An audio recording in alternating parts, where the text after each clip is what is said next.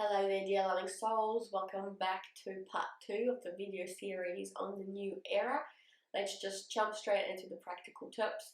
I really love to use the Holy Trinity of Love framework that I discuss on this channel, which is thinking love, speaking love, and doing love, to talk through some of the practical tips perhaps I have done or I do in order to help me through those moments in time when you find challenges or you find obstacles, especially, the last couple of years or so have been extremely challenging for a variety of reasons. Many events have happened in my personal life that have made me, kind of shake me a little bit.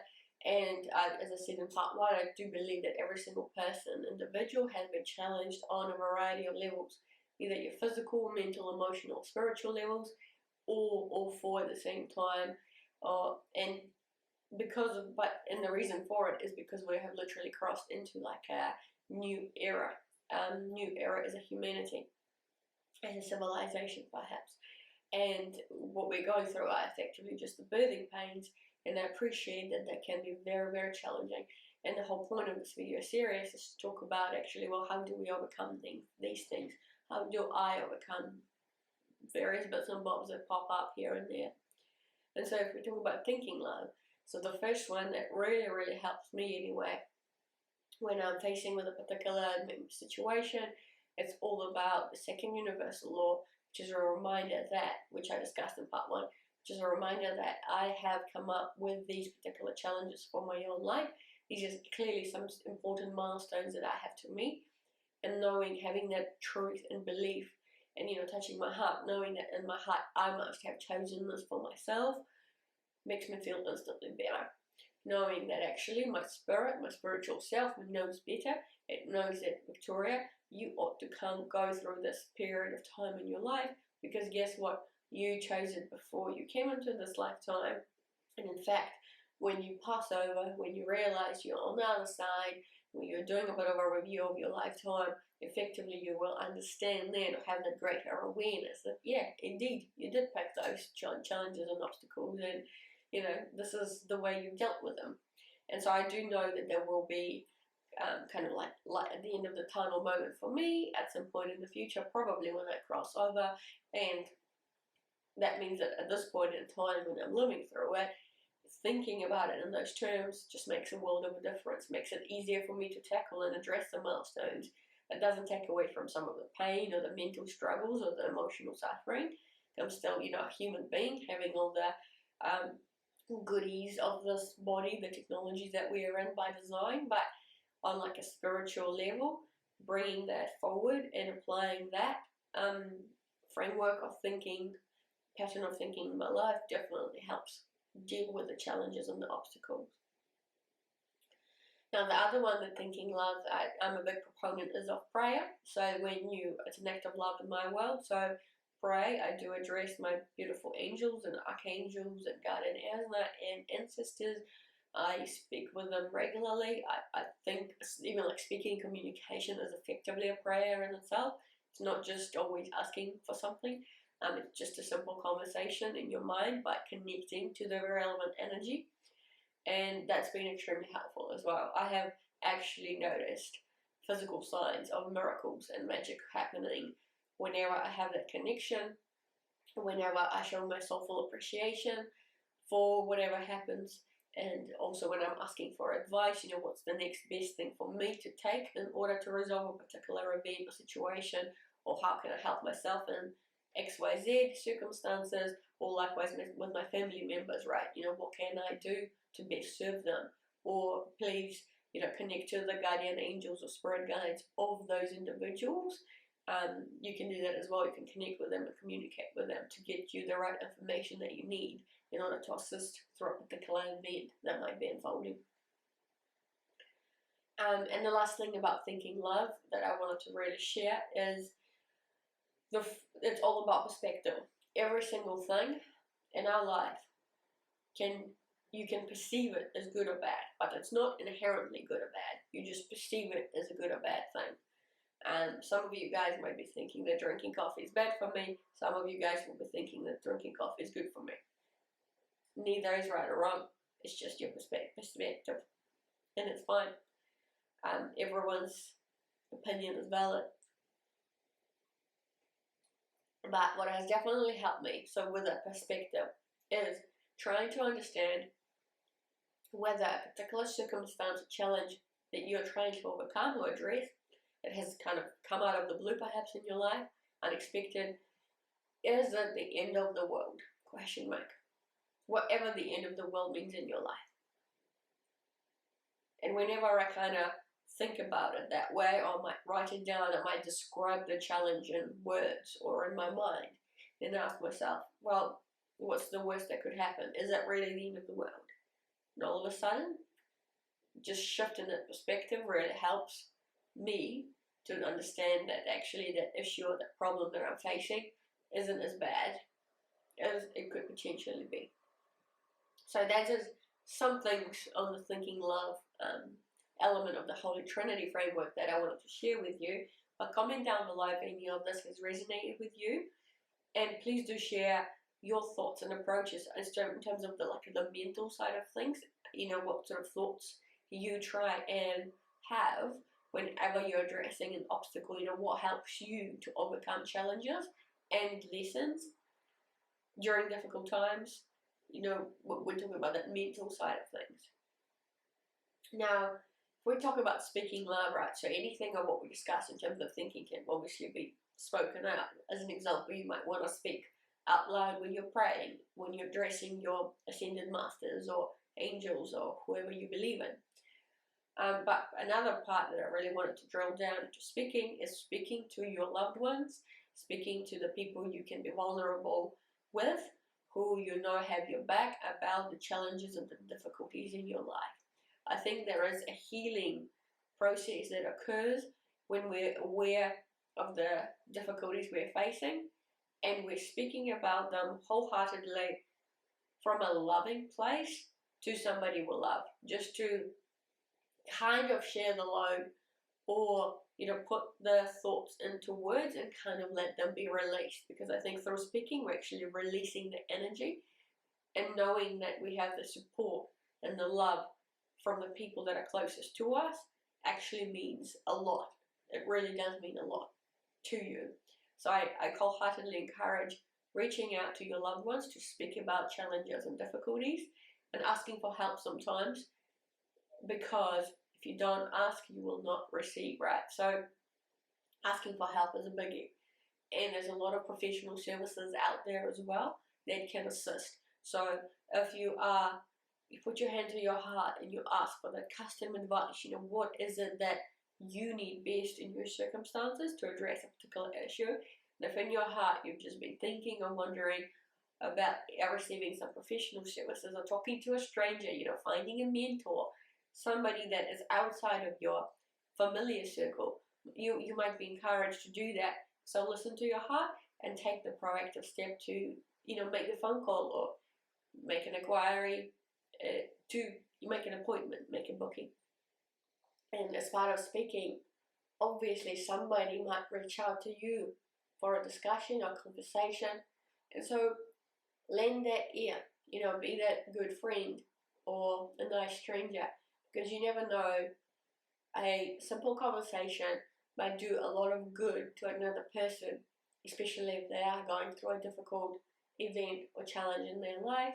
And just being that ear, being that support at that time will do a lot of good for that other person. And that means you're giving love, you're speaking love, because you're being there, you're present in the moment, you're effectively listening, and obviously resonating and speaking back to the person. So don't forget about the other side of it, is that you might be on the receiving end of a conversation about somebody's challenges.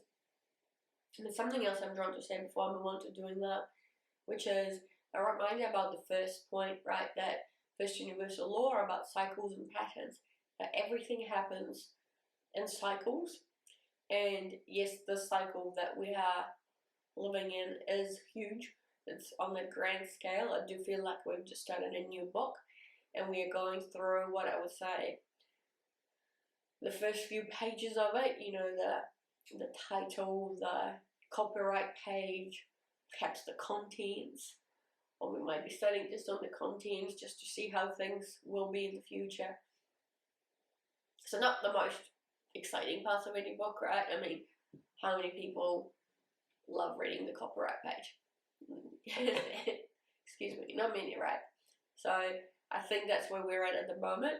But the whole point about patterns and cycles is that when you're having a conversation about any particular difficulties or challenges, whether that be your own or somebody else's, I think that's a nice reminder to know that it's just a phase. Things will improve. Things always are in continuous movement. Things shift. So things will improve in due course. I think there's power in that. And on this grand level, I mean, just from my own intuition, honestly, like, I do feel like nothing's got to happen overnight. And we've been going through this interesting cycle for a few years now. And I think it'll take another few years in order for us to get onto, say, chapter 1 of this new book that we are all going through. And I do mean that few years. I mean, we're 2023 at the moment. I think the next 12 to 18 months will still be turbulent, difficult for some. Perhaps some new truth will be revealed. Structures are definitely crashing down and being destroyed and reformed on a political scale, economic, social, cultural, spiritual. I think there's a lot of structures that are being transformed. Some are completely gone, some will be gone. But yeah, that process takes time, of course. And yeah, I do believe probably going into 2, 3, 4 years from now, towards the end of the 20s, I think that's when people might actually start having a bit of a sigh of relief and understanding a bit more as to what the new book's all about, or at least the first chapter is all about, and feeling a little bit more comfortable and well, less worries, less stress. And I think ultimately actually going into late 20s and 30s and whatnot, people will look back and in hindsight they will realize, ooh, I see why we had to go through what we've gone through in the early 20s, literally. I can see why we had to go through that. I can see the good that has come out of that process, of those times, of those challenges, and the reason why humanity was kind of shaken, or every single individual has been shaken at a physical level, mental level, emotional, and spiritual. And speaking of which, like you may hear it, but on the physical level, I'm a bit under the weather at the moment. I'm taking special medicine to improve myself, and here I am still talking about the good stuff.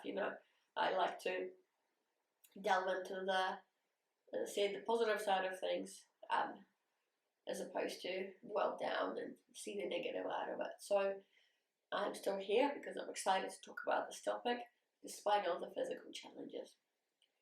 And so let's talk about doing love, perhaps. And I really want to get into the ripple effect of it. So the ripple effect I mentioned is a universal law in part 1. Everyone's got a choice to be whatever they want to be, to think what they want to do, to speak and to do, right? So a lot of these practical tips I am just sharing with you because I hope that they inspire you to practice love and take some of these away and perhaps give them a go. Or using the principle of practicing love, you might be able to come up with other practical things that you might be willing to complete, to do, or to speak, or think.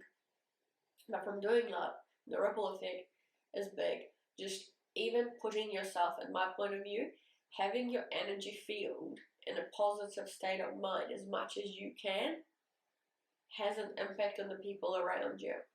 And what I mean by that is smiling to people, smiling to your family and friends, to strangers, saying thank you, appreciating somebody doing something nice for you or saying something nice to you. Finding that whenever you interact with the outside world, be that in the supermarkets, your workplace, on the bus, or in the airport, whatever it might be, it comes from a place of love. You're showing your best self in those circumstances, or you're exercising your freedom of choice to be your best in that environment, in that circumstance.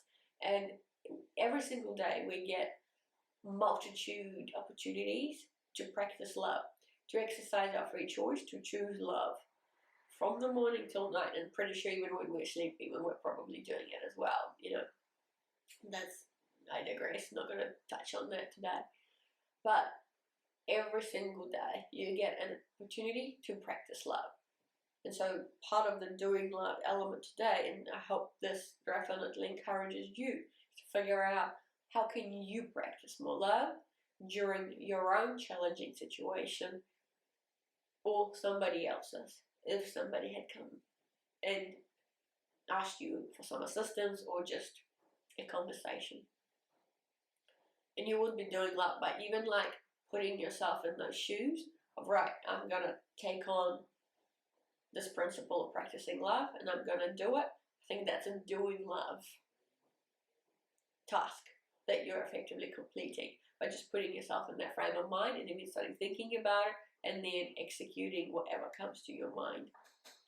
And yeah, I am a big believer that if your whole energy field is all about practicing love and doing that on a daily basis, it will actually be transformative for other people that you meet, that you greet, that you speak to, that you engage with. Excuse me. And that's the ripple effect. Is that simply your presence will impact on other people. They will see, you know, the sparkle in your eyes. They will see the smile on your face. They will see the, you know, the lovely things you gave them, or the smile that you presented them with. And their spirit might lift. And they might be encouraged to do that same thing to somebody else. And if you are willing, you might even, you know, part of speaking love is you might want to be sharing, you know, the principles of, you know, love is the answer, love is the key, practice more love, it'll do you good. And that's you doing love to other people all around you. If that's something you're inspired to do, of course, but it's your freedom of choice. As I said, planet Earth, we all get that freedom of choice to do whatever it is that you want to do. And it's all valid. It's all okay. So with that in mind, we talked about thinking love, speaking love, doing love into this new era. The last thing I want to mention before I wrap up part 2 is I personally have a huge sense of hope, and it's even more than that. It's not just hope. I have this trusting feeling inside of me at my core that we are going into a much more positive space in terms of our lifestyle, in terms of our love for one another, you know, sensations of tranquility and peace and harmony amongst humanity. Now, it might be very difficult to imagine that at this point in time. I'm just sharing what I truly believe in. Now, the journey there, as I mentioned earlier, isn't going to be easy. We're experiencing birthing pains for a reason. And those birthing pains will still last for, intuitively speaking, 2, 3, 4 or so years. As I said, towards the end of 20s, I think intuitively that's when humanity might just have a sigh of relief and actually have more understanding as to why we had to go through, you know, during these early 20s, what we had to go through. And I do, in my core, believe that there'll still be more challenges coming because each individual needs to be shaken, you know, on a physical level, mental level, spiritual level, and emotional. Physical level, you know, illnesses like ill at the moment. So, and obviously we had the COVID, that's the physical side of things. Mental challenges, right? It's been a lot of distress, anxiety, uncertainty, depression, and other challenges of that nature. Emotional, of course.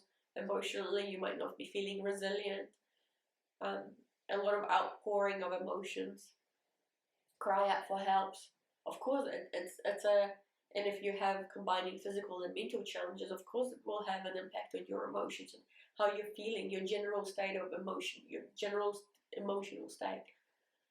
And lastly, spiritual, of course.